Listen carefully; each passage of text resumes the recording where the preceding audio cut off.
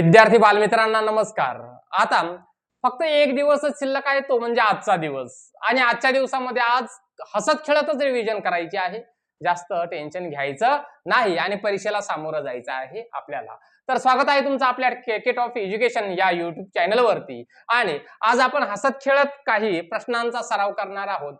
विद्यार्थ्यांचे फोन आले आणि म्हणाले सर काही मराठीचे प्रश्न घ्या, तर मराठीचे प्रश्नही आपण आज पाहणार आहोत। एकदम सोपं सोपं साधं साधं एकदम सोपं सोपं वाटलं पाहिजे तुम्हाला। बघा बरं, कमळ हे भारताचे राष्ट्रीय फूल आहे। कमळ हे आपलं राष्ट्रीय फूल आहे, तुम्हाला माहिती आहे। इथे एक वाक्य दिलेलं आहे, पण आपल्याला सूचना इथं खाली दिलेली आहे, ती काळजीपूर्वक वाचा। काय सूचना दिलेली आहे? या वाक्यातील कमळ या शब्दासाठी योग्य समानार्थी शब्द कोणता? अशा प्रकारचा प्रश्न आपल्याला विचारलेला आहे। तुम्ही परीक्षेला फक्त प्रश्न काळजीपूर्वक वाचा, तुमचं 50% उत्तर तुमच्या हातात येतं बेटा। तर कमळ हा जो शब्द आहे, यासाठी आपल्याला अंबर आहे का समानार्थी शब्द, पंकज आहे का, अंबुद आहे की सुमन आहे, हे आपल्याला बघायचं आहे। तर तुम्ही आतापर्यंत वाचन केलं असेल, कमळ या शब्दाला पंकज हा समानार्थी शब्द आहे। पंकज हा समानार्थी शब्द आहे। अंबर म्हणजे आकाश होतो, अंबुद म्हणजे ढग होतं, तर सुमन म्हणजे फूल होतं। सुमन म्हणजे फूल आहे, कमळ हे सुद्धा एक फूल आहे, पण कमळ या शब्दाला पंकज असं सुद्धा म्हटलं जातं। म्हणजे काही काही मुलांची नावं असतात बघा, पंकज। पंकज याचाच अर्थ काय आहे? कमळ। तर कमळाला काही समानार्थी शब्द आहेत, प्रश्न विचारण्याचे चान्सेस जास्त आहेत इयत्ता 7वी साठी। म्हणून कमळ या शब्दासाठी अंबुज, पंकज, नीरज, राजीव, पद्म, नलिनी, अब्ज, सरोज अशा विविध नावांनी कमळाला ओळखलं जातं। ही समानार्थी शब्द आपल्याला माहित असणं गरजेचे आहे। पुढच्या प्रश्नाकडे आपल्याला जायचं आहे। क्षणिक या शब्दासाठी योग्य विरुद्धार्थी शब्द निवडा। आपल्याला क्षणिक या शब्दासाठी, क्षणिक याचा अर्थ तात्पुरता असा होतो, तर मग आपल्याला विचारलं काय, तर विरुद्धार्थी विचारलेला आहे। हे काळजीपूर्वक लक्षात घ्या की आपल्याला शब्द हा समानार्थी विचारला की विरुद्धार्थी विचारला। इथे विरुद्धार्थी विचारलेला आहे। क्षणिक म्हणजे तात्पुरता, पण ते विरुद्धार्थी होणार आहे का? नाही। क्षणिक योग हे काही जुळणार नाहीये। त्यानंतर क्षणिक विरुद्धार्थी चिरकाल। चिरकाल म्हणजे त्याला दीर्घायू असं आपण म्हणू शकतो, की जास्त काळ टिकणारा असं सुद्धा म्हणू शकतो। म्हणजे क्षणिक या शब्दासाठी चिरकाल हा अतिशय योग्य विरुद्धार्थी शब्द आपल्याला आढळून येणार आहे। व्हिडिओ आवडत असल्यास लाईक करा, जेणेकरून तुम्हाला चांगले गुण या परीक्षेला मिळतील। येतंय लक्षात? त्यानंतर पुढे आहे, पुढील पैकी शुद्ध शब्द ओळखा। डेफिनेटली यावर तुम्हाला प्रश्न आढळून येणार आहे, आणि हा प्रश्न मात्र काय करायचा आहे, काळजीपूर्वकच सोडवायचा आहे। काळजी खूप घ्यायची आहे बरं। प्रश्न रीड काळजीपूर्वक करा, आणि तुम्हाला प्रश्न त्याच वेळेला काळजीपूर्वक बेटा रीड करता येतील, कारण उन्हाळ्याचे दिवस आहे। भरपूर स्वच्छ थोडंसं थंड पाणी आपल्या सोबत स्वतःचं पाणी ठेवा। पालकांना विनंती आहे की आपण आपल्या मुलांची या उन्हाळ्याच्या दिवसामध्ये काळजी घ्या। आणि शुद्ध शब्द ओळखताना सुद्धा मुलांनी, विद्यार्थ्यांनी काळजी घेणं गरजेचे आहे। तर बघा, हळूहळू हळूहळू होणार नाही, हळूहळू हळूहळू। पण इथे बघा, ळूची जी उकार आहे ना, हा पहिला उकार आहे, इथे शेवटी दुसरा उकार आहे, इथे दुसरा उकार आहे, शेवटी पहिला उकार येणार नाही। त्यानंतर पर्याय क्रमांक 4 मध्ये हळू हळू।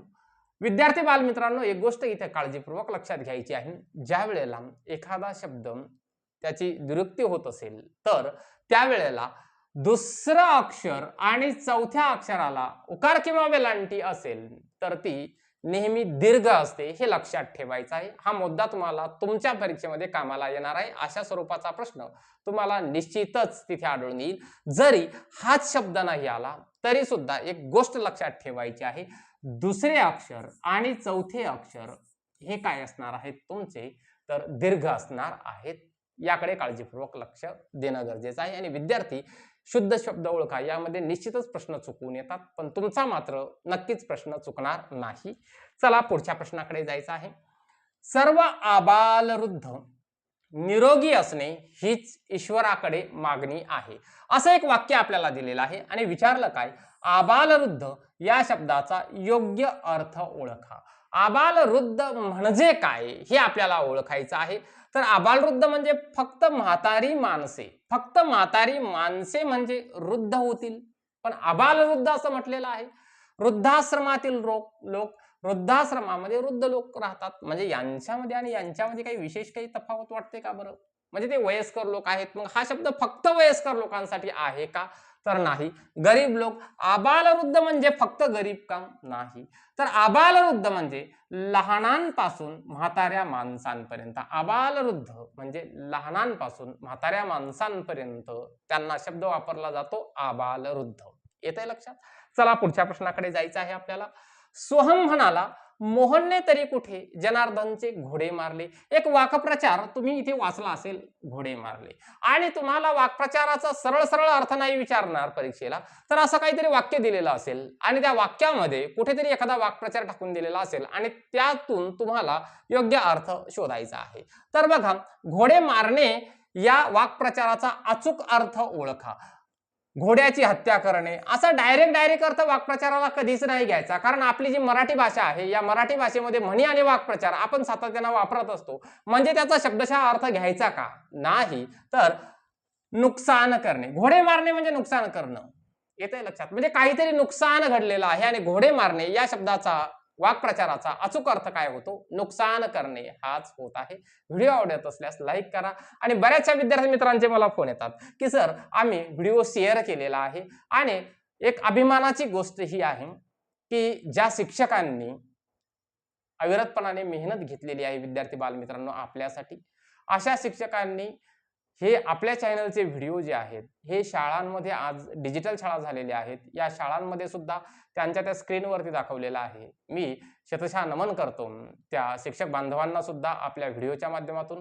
ते शिक्षक जर माझा आजचा हा व्हिडिओ बघत असेल तर सर्व शिक्षकांचं मी लाख लाख आभारी आहे. आणि विद्यार्थी बालमित्रांनी सुद्धा आपल्या शिक्षकांना नक्कीच सांगा की सरांनी सुद्धा जे काही आभार आहेत ते आभार तुमचे नक्कीच मानलेले आहेत. आणि खरोखरच की ज्ञान एक अशी गोष्ट आहे की ती निश्चितच दिली पाहिजे, आणि त्या शिक्षकांनी सुद्धा आपल्या विद्यार्थ्यांपर्यंत ही संधी पोहोचून दिली, त्याबद्दल पुन्हा एकदा मी त्यांचा खरोखर आभारी आहे. बघा, पुढच्या प्रश्नाकडे जायचं आहे आपल्याला. धनुर्वात या शब्दाची योग्य संधी ओळखा. संधीवरती तुम्हाला 2 प्रश्न निश्चित येणार आहेत. 2 प्रश्न निश्चितच येणार आहेत. स्वरसंधी असेल, व्यंजन संधी असेल, विसर्ग संधी असेल, पूर्वरूप संधी किंवा पररूप संधी असेल. एकदा थोडंसं नजरेखालून फक्त घालून टाका, 2 प्रश्न निश्चितच तुम्हाला यावरती येऊ शकतात. बघा, धनुर्वात.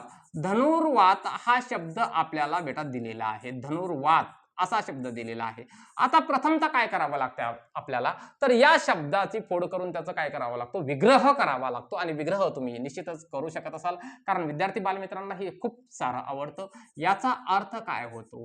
धनु अधिक वात. धनु अधिक वात, याला विसर्ग म्हणतात बेटा. काय म्हणतात? विसर्ग. काय म्हटलं जातं याला? विसर्ग. आणि ज्या वेळेला एखाद्या शब्दाची फोड केल्याच्या नंतर विसर्ग येतो त्यावेळेला सरळ सरळ समजायचं की ती विसर्ग संधी आहे.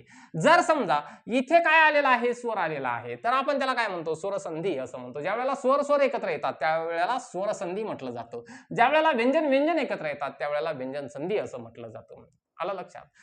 पूर्वरूप संधी म्हणजे पहिलं पद हे यातलं स्वर असेल, व्यंजन असेल, ते महत्वाचं असतं. पररूप म्हणजे दुसरं पद हे महत्वाचं असतं, तर त्याला पूर्वरूप पररूप संधी असं म्हटलं जातं.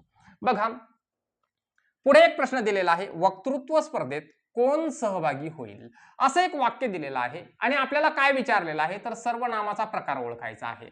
तर कोण हा जो शब्द आहे तो सर्वनामाचा प्रकार कोणता? जरी समजा यामध्ये तुमचं कन्फ्युजन होत असेल तर हे सामान्य असेल का? कोण हा शब्दच काय दाखवतो बेटा? प्रश्न दाखवतो. येतंय लक्षात? म्हणजे हे काय आहे? प्रश्नार्थक सर्वनाम आहे. कधी कधी आपल्या वाचनातही काही गोष्टी आलेल्या नसतात, पण पूर्वज्ञानावरती किंवा आपल्या शाळेमध्ये आपल्या सरांनी आपल्याला शिकवताना याही गोष्टी तिथे आठवायच्या आहेत. असं नाही की फक्त शिष्यवृत्तीच्या मार्गदर्शिकाच आठवायच्या आहेत. आपल्याला आपल्या सरांनी आपल्यावरती वर्षभर मेहनत घेतलेली आहे, त्यांचे शब्द सुद्धा आपल्या मनामध्ये असणं खूप गरजेचं आहे या परीक्षेच्या वेळेला. म्हणून जर संधी मिळाली तर सरांना तुमच्या प्रणाम करून जा, आई वडिलांना प्रणाम करून जा, जेणेकरून तुम्हाला परीक्षेसाठी चांगली ऊर्जा येईल. आणि आपल्या व्हिडिओला फक्त लाईक करून जा. येतंय लक्षात? चला पुढच्या प्रश्नाकडे जाऊयात. हत्ती सावकाश चालतो असं एक वाक्य दिलेलं आहे. या वाक्यातील योग्य क्रिया विशेषणाचा प्रकार ओळखा. क्रिया विशेषण म्हणजे काय, तर क्रिया कशी घडलेली आहे.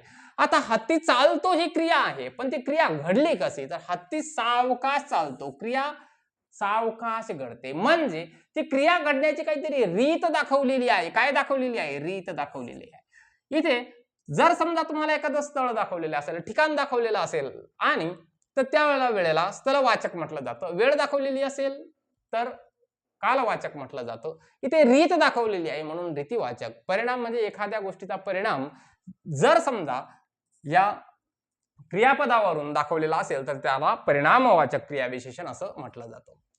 वचन प्रकारानुसार चुकीची जोडी ओळखा. वचन, एकवचन, अनेक वचन हे आपल्याला ओळखता येणं गरजेचं आहे. एकदम सोपं आहे. समयी, समया बरोबर आहे.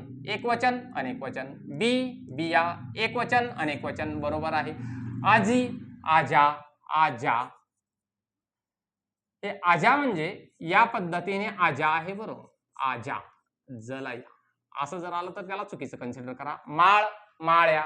माळ, माळा असं म्हणायला पाहिजे आपण. माळ्या म्हणायला पाहिजे का? नाही. म्हणून पर्याय क्रमांक डी हे काय होणार आहे? अचूक उत्तर होणार आहे या प्रश्नासाठी. वचनावरती डेफिनेटली प्रश्न तुम्हाला येणार आहे. त्यानंतर पुढे एक वाक्य दिलेलं आहे. वैद्य रोग्याला तपासतात. वैद्य रोग्याला तपासतात असं छोटंसं वाक्य दिलेलं आहे. वरील वाक्याचा अचूक काळ ओळखा. काळ ओळखायचा आहे आपल्याला. तुम्हाला काळ माहिती आहेत. वर्तमान काळ, भूतकाळ, भविष्य काळ हे काळाचे प्रकार आहेत. तर हा रीती वर्तमान आहे का, म्हणजे हा रीती म्हणजेच काय, चालू आहे का, यामध्ये काही चालू दिसतं का? वैद्य रोग्याला तपासतात, तपासत आहेत असं काही म्हटलेलं आहे का? नाही. अपूर्ण वर्तमान काळ अपूर्ण आहे का? नाहीये. साधा वर्तमान काळ अतिशय योग्य आहे. वैद्य रोग्याला तपासतात, साधं साधं वाक्य आहे. साधा आणि वर्तमान काळ आहे. येतंय लक्षात? साधा वर्तमान काळ. चला पुढच्या प्रश्नाकडे जाऊयात. तर मराठीचे असे प्रश्न आपण निवडलेले होते. आता थोडंसं काळजीपूर्वक लक्षात घ्या की गणिताचे प्रश्न अवघड वाटत जरी असले तरी सुद्धा त्याला सोपं करता आलं पाहिजे बेटा. कमी वेळेमध्ये सुटले पाहिजेत. कसे, तर असे बघा.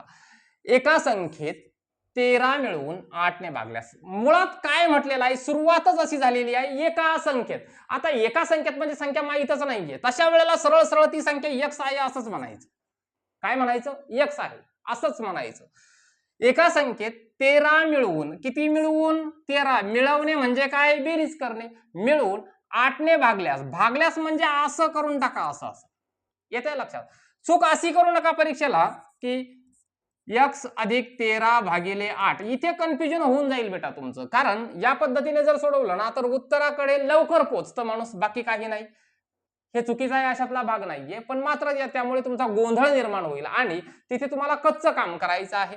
येतंय लक्षात? म्हणजे x अधिक 13 हेच आपण फक्त काय केलेलं आहे, असं दिलेलं आहे, आपण गणितामध्ये मांडणी केलेली आहे. एका संख्येत 13 मिळून 8 ने भागल्यास उत्तर काय येतं? उत्तर येतं म्हणजे बरोबर काय येते, तर 5 येते. तर त्या संख्येत 8 मिळवून 5 ने भागल्यास उत्तर काय येईल? मुळात आपल्याला काय शोधणं गरजेचं आहे, पहिलं तर ती संख्या कोणती आहे हे शोधणं गरजेचं आहे. त्यानंतर अर्ध्या उदाहरणाकडे आपण नंतर जाऊया. येतंय लक्षात? मग आता याला सोडवायचं आहे बेटा. तुम्ही पाठीमागचे व्हिडिओ जर पाहिले असतील तर तुमच्या हे लक्षात आलं असेल, हा याचा एलसीएम आहे, दोघांचा एलसीएम आहे. म्हणजेच काय, x अधिक 13 बरोबर, हा याला काय जाणार आहे, क्रॉस मल्टिप्लिकेशन मध्ये, म्हणजे तिरप्या गुणाकारामध्ये. 8 पंच 8 गुणिले 5, 8 पंच किती होतात? 40 होतात. म्हणजेच x अधिक 13 बरोबर काय, तर 40. आणि मग x बरोबर काय होईल, तर हा 13 काय होणार आहे, बरोबरच्या उजव्या बाजूला जाणार आहे, म्हणजे 40 वजा 13 करून टाका वजाबाकी. किती आली? 27 आली. x ची किंमत किती आली बेटा तुमची, तर x ची किंमत ही आमची सर 27 आलेली आहे. x ची किंमत 27 आली तर त्या संख्येत, म्हणजे कोणत्या संख्येत, आता या 27 संख्येमध्ये 27 मध्ये 8 मिळवून, 27 मध्ये मिळवा बेटा आता तुम्ही 8 मिळवून 5 ने भागल्यास याला काय करायचं, 5 ने भाग द्यायचा. झालं, ओके नाही? आता याला सोडवा. 27 आणि 8 किती होतात, तर 35 होतात. 35 चा छेद 5 म्हणजेच काय, या 5 ने 35 ला भाग दिला, उत्तर काय आलं? 7 आलं. म्हणून पर्याय क्रमांक बी हे तुमचं अचूक उत्तर आहे. फक्त सावकाशपणानं सावकाशपणानं अचूकपणानं सोडवा. सावकाश म्हणजे अचूकपणानं सोडवण्याचा प्रयत्न करा. नाही तर कच्चं काम आहे, कुठेतरी काहीतरी गचडबिचड करून चालणार नाही, कारण त्यामध्ये तुमचंच उत्तर शोधायला तुम्हाला कठीणाई नको. येतंय लक्षात? प्रश्न काळजीपूर्वक फक्त समजून घ्या, सावकाशपणानं सोडवा. बघा, 2x वजा 8 वजा 3x काय म्हटलेलं आहे? 2x म्हटलेलं आहे, वजा 8 वजा 3x बरोबर काय? तर बरोबर x वजा 12. तर x ची किंमत शोधायची आहे आपल्याला. बघा, ज्या वेळेला अशा प्रकारचं उदाहरण दिलं असेल तर x जे आहे ते एका बाजूला ठेवून टाका. तर इथे काय आहे? 2x इथे ठेवलेले आहेत. हे 8 जे आहे ते या बरोबरच्या पलीकडे घेऊन जायचं आहे आपल्याला. इथे काय आहे मग? वजा 3x आहे. या x ला या इकडे घेऊन, हा इथे अधिक आहे, इथे आल्यावर वजा होणार आहे. बरोबर, हे वजा 12 आहेत, हे इथे 8 कसे आहेत? वजा आहेत. इकडे गेल्याच्या नंतर काय होणार आहेत? अधिक होणार आहेत. आता याला सोडवा बेटा. 2x वजा 3x तुम्हालाही माहिती आहे, वजाबाकी सांगितलेली सुद्धा आहे की या संख्येतून ही संख्या वजा होते का? नाही. मोठ्या संख्येतून ही संख्या वजा करा. वजा 3 मधून वजा 2 गेले, किती राहिला? वजा x बरोबर 12 मधून 8 गेले 4, पण कसे 4? वजा 4. वजा x किती झाले? वजा 2x बरोबर वजा 4. मग x बरोबर काय येईल? तर वजा 4 चा छेद वजा 2. वजा वजा कॅन्सल, या 2 ने द्या 4 ला भाग. काय आलं उत्तर बेटा तुमचं? तर x बरोबर किती आलेले आहेत? 2 आलेले आहेत. म्हणून पर्याय क्रमांक बी हे तुमचं अचूक उत्तर होत आहे. येतंय लक्षात? आणि अशा पद्धतीने तुम्हाला काय करायचं आहे? उद्याच्या पेपरला या पद्धतीनेच सोडवायचं आहे आणि जास्तीत जास्त गुण मिळवून घ्यायचे आहेत. येतंय लक्षात? चला पुढच्या प्रश्नाकडे चला. क्वेश्चन नंबर 13 आहे 15/28. काय म्हटलेलं आहे? 15/28. या अपूर्णांकाचे 45/49 असलेले गुणोत्तर किती? म्हणजे 15/28 आणि 45/49 यांचे गुणोत्तर. याचाच अर्थ बेटा कसं लिहून टाकायचं सरळ सरळ? तर 15/28 याला गुणिले करा, याला न्या वरती 49/45 या पद्धतीने. आणि काय सांगितलेलं आहे? अगोदर गुणाकार करत बसू नका, भाग जातो का ते बघा. हे मागच्या व्हिडिओमध्ये तुम्ही आता एवढ्या वेळेस ऐकलेलं आहे, नक्कीच तुमच्या लक्षात आलं असेल. 15 × 15, 15 × 45. आता इथे 28 आहे, इथे 49 आहे. तुम्हाला नक्कीच चांगले पाढेपाठ असतील तर 7 ने 28 ला भाग जातो का? 7 चोक 28, 7 7 49. वर काय बाकी आहे? 1 × 7 म्हणजे 7 बाकी आहे. इथे खाली काय बाकी आहे? 4 × 3 बाकी आहेत. म्हणजेच काय? 7/12. आणि 7/12 यालाच आपण गुणोत्तरामध्ये कसं लिहितो? तर 7/12. काय लिहितो? 7/12. 7/12 उत्तर आलेलं आहे. 7/13 का? नाही, 7/12 आलेला आहे. 12/7 नाही, बरोबर 7/12 आहे. आणि मुद्दाम MSC चुकवण्यासाठी अशा प्रकारचे पर्याय तुम्हाला आढळून येणार आहेत. घाई तिथे करू नका. येतंय लक्षात? नाही तर एवढी सगळी आपण मेहनत करतो आणि पटकन 12/7 दिसले, पटकन आपण गोल करून मोकळं होतो. एकदा तुमचं गोल अर्ध जरी रंगवलं ना बेटा, अर्ध जरी रंगवलं आणि पुढचं गोल तुम्ही असं केलं, याला काही फायदा होणार नाही. त्यामुळे इथे काळजी घ्या. येतंय लक्षात? शांत डोक्यानं पेपर सोडवा. शांत डोक्यानं जे विद्यार्थी पेपर सोडवतात ना, त्यांचे निश्चितच 10 गुण तरी दोन्ही पेपर मिळून वाढतात. हे मात्र काळजीपूर्वक लक्षात ठेवा. आणि चांगला पेपर सोडवण्यासाठी चांगल्या शांत डोक्याने पेपर सोडवा. आणि दुसरी गोष्ट, पाणी सोबत ठेवा बेटा. मी वारंवार ती गोष्ट सांगतो, कारण उन्हाळ्याचे दिवस आहेत, पालकांनी सुद्धा ही काळजी घ्या. वडील व मुलगा यांच्या वयातील गुणोत्तर. वडील आहे आणि एक मुलगा आहे. वडील आहेत, पहिल्यांदा काय म्हटलेलं आहे? तर वडील म्हटलेलं आहे. आणि त्यानंतर दुसरं काय म्हटलेलं आहे? तर त्यांचा एक मुलगा आहे असं मुलगा म्हटलेला आहे. येतंय लक्षात? या पद्धतीने यांच्या वयाचे गुणोत्तर कसं आहे? तर 5/2 असंच आहे. बघा, त्यांच्या वयाची बेरीज किती आहे? 77 वर्ष असल्यास मुलाचे वय किती? मुलाचे वय किती? असा प्रश्न आपल्याला विचारलेला आहे.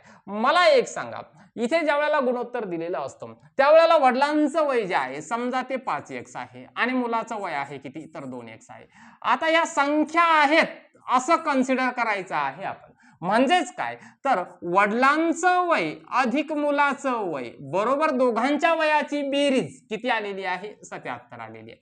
बेटा मला एक सांगा, 5x अधिक 2x किती x? तर बरोबर 7x बरोबर 77. x ची व्हॅल्यू तुम्हाला काढता येते का? काढता येते सर आम्हाला.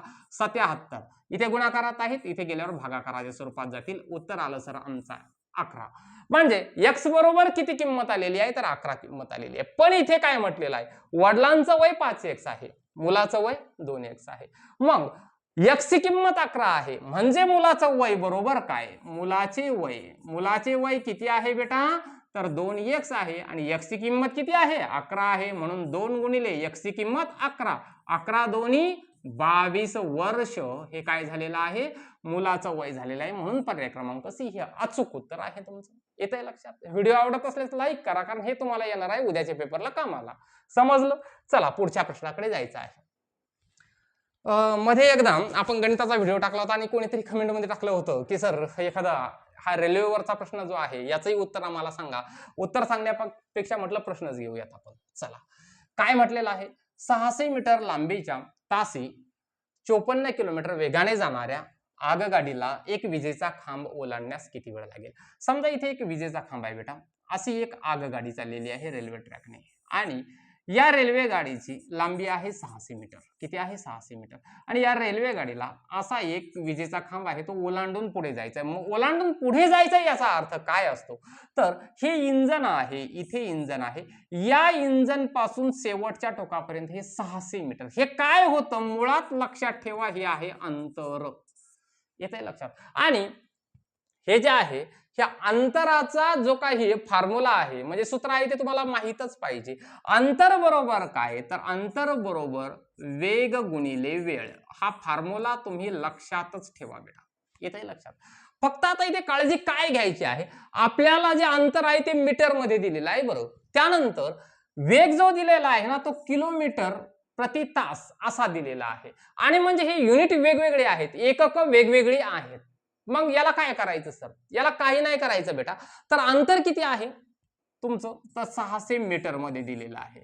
त्यानंतर वेग किती दिलेला आहे, तर 54 किलोमीटर प्रति तास असा वेग दिलेला आहे. याला फक्त काय करायचं आहे, 5/18 ने गुणायचं आहे.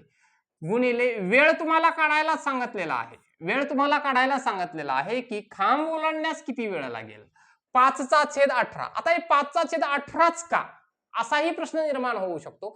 याचा अर्थ बेटा सरळ सरळ असा आहे की किलोमीटर प्रति तास, किलोमीटर प्रति तास, किलोमीटर 1 किलोमीटर बरोबर किती मीटर, तर 1 किलोमीटर बरोबर सर आमचे होतात 1000 मीटर. आणि एका तासामध्ये किती सेकंद असतात बेटा, तर 3600 सेकंद असतात. म्हणजे डबल झिरो गेट कॅन्सल, वर काय राहिला 10 आणि 36, 2×5 आणि 18 2 36, काय आला आपलं बेटा 5/18. म्हणून 5/18 ने आपण त्याला गुणत असतो. याचाच अर्थ काय, मीटर पर सेकंद. येते लक्षात. म्हणजे जे काही उत्तर आहे ते आपलं कशात येणार आहे, आता सेकंदामध्ये येणार आहे. बघा आता आपल्याला हे सोडवायचं आहे. मग इथे सोडवत असताना आपल्याला काय काढायचं आहे बेटा, वेळ काढायचा आहे. पण 18×1 = 18, 18×3 = 54. इथे काय राहिलं, 3×5 राहिलेले आहेत. म्हणजेच 600 बरोबर काय, 3×5 होतात बेटा 15 गुणिले वेळ. आपल्याला वेळ काढायची आहे म्हणून वेळ बरोबर काय, तर वेळ बरोबर सर आमचा असा आहे 600 चा ही इथे गुणाकारात आहे, चा छेद 15 इथे छेदस्थानी जाणार आहे, 15 याला छेदस्थानी जाणार आहे. 15 चोक 60 होतात सर आमचे. हा झिरो ऍज इट इज म्हणजे 40 सेकंद हे आमचं काय आलेलं आहे, शेवटचं उत्तर आलेलं आहे 40 सेकंद. म्हणजे या रेल्वे गाडीला हा खांब ओलांडण्यास किती वेळ लागेल, 40 सेकंद एवढा वेळ लागेल. निश्चित रूपानं अशा स्वरूपाचा प्रश्न ही एखाद दुसरा तुम्हाला दिसू शकतो. फक्त इथे तुम्हाला समजावून सांगण्यासाठी वेळ जास्त गेलेला आहे. तुमचा 1 मिनिटात प्रश्न सुटला पाहिजे परीक्षेला. येतंय लक्षात. एका वर्तुळाची त्रिज्या, आता एक वर्तुळ आहे बेटा तुमचं, सोपा प्रश्न आहे बरोबर. एका वर्तुळाची त्रिज्या, त्रिज्या म्हणजे काय, तर सेंटर पासून या सर्कम्फरन्स पर्यंत म्हणजे परिघापर्यंतचं अंतर म्हणजेच काय, त्रिज्या किती आहे 7 सेंटीमीटर असल्यास त्या वर्तुळाचा परिघ किती, परिघ विचारलेला आहे. आता परिघाचं सूत्र तुम्हाला बेटा माहित पाहिजे. नसलं माहित तर आता तात्पुरतं का होईना पटकन लक्षात ठेवा. परिघाचं सूत्र आहे बेटा 2πr. 2πr. आणि हे जो पाय असतो ना याची एक किंमत ठरलेली असते 22/7. किती ठरलेली असते, 22/7 किंवा 3.14. हे दोघेही एकच आहेत बरोबर, दोघेही एकच आहे. कधी कधी ही किंमत घ्यायला लावतात, कधी कधी ही किंमत घ्यायला लावतात. जर काही दिलं नसेल तर 22/7 समजून जायचं आपण 22/7 आहे. बघा आर म्हणजे काय, तर आर म्हणजे त्रिज्या असते बेटा. तर परिघाचं सूत्र हे आहे 2πr, याला पाय म्हटला जातो. बघा 2 पायची किंमत किती आहे 22/7, 22/7. आर ची किंमत किती आहे दिलेली आहे, उदाहरणार्थ 7 सेंटीमीटर आहे, गुणिले 7. बघा बरं आता म्हणजे वरती काय राहिलेले आहे तर 2 गुणिले 22 गुणिले 7, 2 गुणिले 22 गुणिले 7 6/7. आता बघा 7 ला 7 कॅन्सल, 22 दोन्ही 44 झालं उत्तर तुमचं. म्हणजे परिघ किती आहे या वर्तुळाचा तर 44 सेंटीमीटर आहे सर आमचा परिघ. कुठे आहे 44 सेंटीमीटर? पर्याय क्रमांक ए मध्येच आहे. येत आहे लक्षात? अशा पद्धतीने तुम्हाला कच्चं काम करायचं आहे आणि उदाहरणही सोडवायची आहेत बेटा. आता अशा प्रकारचं उदाहरण निश्चितच म्हणजे हेच येईल असं मी म्हणत नाहीये, पण अशा प्रकारचं उदाहरण येऊ शकतं. बघा काय म्हटलेलं आहे, ए बरोबर 4, ए बरोबर 4, बी बरोबर 3 आणि कंसामध्ये काय म्हटलेलं आहे तर 4a अधिक 16b, 4a अधिक 16b. आता एवढं सोडवायचं नाहीये बरं, पुढेही वाचून घ्या. ही संख्या कोणत्या संख्येचा वर्ग होईल? ही जी संख्या आहे ती कोणत्या संख्येचा वर्ग होईल? पण पहिली गोष्ट म्हणजे ही संख्या बरोबर किती हे आपल्याला काढणं गरजेचं आहे. तर 4a म्हणजे काय बेटा? कधीच असं करू नका, नाही तर काय कराल की 4a म्हणजे 4 आणि 4 हे झाले 44 अधिक 16 आणि हे झाले 3, असं काही करू नका. याचा अर्थ काय असतो की 4 मध्ये आणि ए मध्ये काय आहे? गुणाकाराचं चिन्ह आहे. म्हणजेच ए ची किंमत 4, 4 गुणिले 4 जे काही उत्तर येईल ते म्हणजे काय 4a अधिक 16 गुणिले बी किती आहे बेटा? 3 आहे तुमचा. म्हणजेच काय या दोघांचा गुणाकार करायचा, याचा गुणाकार करायचा स्वतंत्र, याचा स्वतंत्र गुणाकार, दोघांची बेरीज करायची. 4 चोक 16 अधिक 16 त्रिक 48. येतंय लक्षात? या दोघांची करा बेरीज, किती येते ती? 64 आणि 64 ही वर्ग संख्या आहे. कोणत्या संख्येची? तर 8 चा वर्ग 8 8 64 होतो बेटा. 8 गुणिले 8, 8 चा वर्ग म्हणजेच काय 8 गुणिले 8 बरोबर 64. आणि हेच आपल्याला विचारलेलं आहे, कोणत्या संख्येचा वर्ग होईल तर 8 चा वर्ग होईल. येतंय लक्षात? चला पुढच्या प्रश्नाकडे जायचं आहे. 7x चा छेद 2, 7x चा छेद 2 अधिक 4 बरोबर 11. तर x बरोबर किती हे आता आपल्याला सोडवायचं आहे. म्हणजे पहिली गोष्ट आपल्याला एलसीएम काढणं गरजेचं आहे. याचा छेद किती आहे? 1 आहे. म्हणजे 7x अधिक 2 गुणिले 4 8 चा छेद 2 बरोबर 11. आता काय करायचंय तर या दोन तिरकस गुणाकारामध्ये म्हणजेच काय 7x अधिक 8 बरोबर 11 दोन्ही 22. 7x बरोबर काय तर 22 वजा 8. 22 वजा 8 तुम्ही जर केलं तर उत्तर येणार आहे बेटा 14. म्हणजे 7x बरोबर किती? 14 आणि x बरोबर किती मग 14 चा छेद 7. या 7 ने 14 ला द्या भाग, किती आलं उत्तर? तुमचं उत्तर आलं 2. म्हणून पर्याय क्रमांक बी हे काय होणार आहे? तुमचं अचूक उत्तर होणार आहे. व्हिडिओ आवडत असल्यास लाईक करा विद्यार्थी बालमित्रांनो आणि हसत खेळत पेपर सोडवा, तुम्हाला चांगले गुण येणार आहेत. पुढच्या प्रश्नाकडे यायचं आहे. बघा 1.2 या संख्येच्या वर्ग संख्येची निम्मे किती? मुळात आपल्याला काय विचारलेलं आहे 1.2 चा वर्ग जो येईल त्याच्या निम्मे करायचे आहेत. 1.2 म्हणजे काय 12 चा वर्ग, 12 चा वर्ग वर्गपाठ केले असतील 144. दशांश चिन्हानंतर एक अंक आहे, पण मात्र 1.2 गुणिले 1.2 केले, दशांश चिन्हाच्या नंतर 1 आणि 1 2 अंकानंतर पॉईंट द्या 1.44. 1.2 चा वर्ग किती होतो? 1.44 होतो. याच्या निम्मे करायचे आहेत. निम्मे करणे म्हणजे 2 ने भाग देणे. बघा 0.6 नाही 7 आणि 2 0.72. 0.72 हे काय झालेलं आहे? तुमचं अचूक उत्तर झालेलं आहे. तर विद्यार्थी बालमित्रांनो जेवढा वेळ मिळाला या वेळेमध्ये आपण निश्चितच काही प्रश्न घेण्याचा प्रयत्न केलेला आहे. उद्याची जी काही परीक्षा होणार आहे या परीक्षेला माझ्याकडून तुम्हाला लाख लाख शुभेच्छा. पुन्हा एकदा पालकांना विनंती आहे की आपल्या मुलाला आपण काळजीपूर्वक सेंटर पर्यंत घेऊन जा, जास्तीत जास्त पाणी सोबत ठेवा. विद्यार्थी बालमित्रांनो आज सायंकाळीच आपले काळे बॉल पेन, आपलं हॉल तिकीट आपल्या बॅग मध्ये टाकून ठेवा, आपलं पॅड, त्यानंतर आपल्या मम्मीला सांगून ठेवा की आपल्याला खाण्यासाठी डब्बा जो आहे मधल्या वेळेमध्ये तुम्हाला डब्बा खायचा असेल तो चांगला डब्बा बनवून सोबत न्या. पाणी जास्तीत जास्त सोबत न्या, भरपूर पाणी प्या. डिजिटल घड्याळ वगैरे सोबत नेऊ नका. घड्याळ न्यायचंच असेल तर काट्यावालं घड्याळ न्या. हॉल तिकीट मात्र आठवणीने सोबत ठेवायचं आहे. कुठलीही धावपळ करू नका. सेंटरला बरोबर 10 वाजता काय करायचं आहे? पोचायचं आहे. ती काळजी सगळ्यांनी घ्या. तुमची धावपळ होणार नाही. पालकांनी ही काळजी घ्या की आपल्या मुलाची धावपळ होणार नाही. पुन्हा एकदा माझ्याकडून तुम्हाला या पेपरसाठी लाख लाख शुभेच्छा देतो आणि इथेच थांबतो. भेटूयात आपण पेपर ॲनालिसिसचे व्हिडिओ घेऊन येणार आहे त्या पेपर ॲनालिसिसच्या व्हिडिओमध्ये. तोपर्यंत जय हिंद, जय महाराष्ट्र.